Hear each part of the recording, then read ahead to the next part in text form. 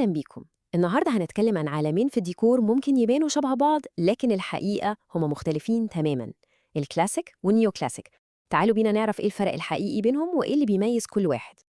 كتير مننا بيبقى عايز يوصل للمسة الفخامة والرقي اللي بتفضل عايشة، بس الحقيقة وسط كل الاختيارات اللي بنشوفها دي الموضوع ممكن يبقى محير جدا.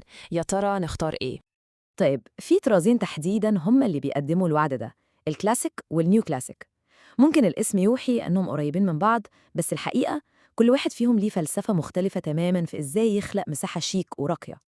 طيب خلينا نبدأ بالكلاسيك.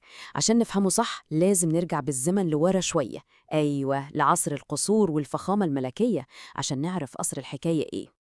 بصوا، الفكرة كلها في التصميم الكلاسيكي كانت استعراض للثروة، للمكانة الاجتماعية. يعني هو كان انعكاس مباشر لحياة القصور الأوروبية زي قصر فرساي مثلا.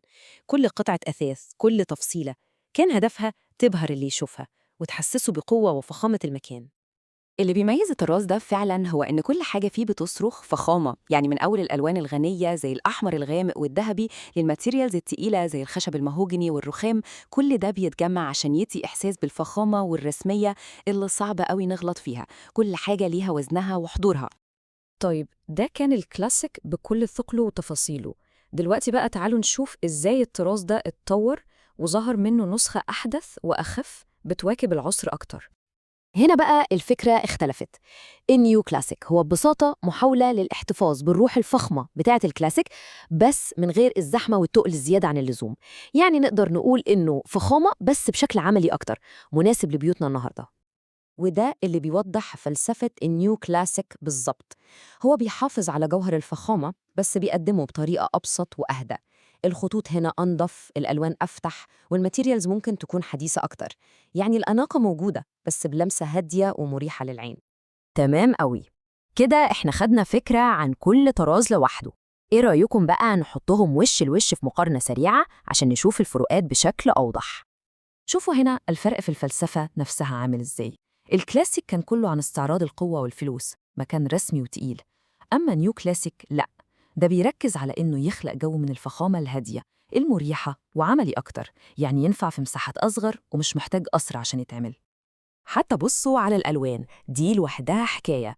في الكلاسيك هنلاقي الألوان العميقة التقيلة، أحمر نباتي، أخضر زيتوني، والذهبي الصارخ. الناحية التانية في النيو كلاسيك الدنيا أهدى بكتير، أبيض، رمادي، بيج، ألوانه فاتحة ومريحة. ونيجي للأثاث، وده يمكن أكبر فرق بين الاتنين. في الكلاسيك الموبيليا ضخمة تقيلة، مليانة حفر ونقوش معقدة، تحس إنها قطعة فنية أكتر منها حاجة للاستخدام. أما في النيو كلاسيك التصميمات أخف، مريحة أكتر، وخطوطها أبسط بكتير. التفاصيل الزخرفية بتقل قوي أو تختفي خالص. حتى الإضاءة نفسها بتورينا الفرق ده. في البيت الكلاسيك العين بتروح على طول على نجفة كريستال ضخمة في النص، هي بطلة المشهد. لكن في النيو كلاسيك الموضوع متوازن أكتر، ممكن نلاقي نجفة بسيطة ومعاها إضاءة تانية مخفية أو سبوتات بتنور المكان كله بهدوء. طيب نيجي بقى لنقطة مهمة جدا، التكلفة. هل في فرق؟ فرق كبير طبعا. الكلاسيك بكل تفاصيله وخاماته الطبيعية الغالية زي الرخام والأخشاب النادرة والحرفية اليدوية اللي بيحتاجها، كل ده بيخليه مكلف جدا. النيو كلاسيك من ناحية تانية بيكون معقول أكتر في التكلفة. وبعد كل المقارنات دي يجي السؤال الأهم، طيب إيه الأنسب لبيتي؟ إزاي أختار صح؟ بصراحة الكلاسيك اختيار مناسب لو المساحة كبيرة زي فيلا أو شقة واسعة بسقف عالي، لو الهدف هو جو فخم وملكي رسمي، والأهم لو الميزانية المتاحة كبيرة وتسمح بالخامات والتنفيذ. ده هو مش مجرد ديكور، ده استثمار في أسلوب حياة معين.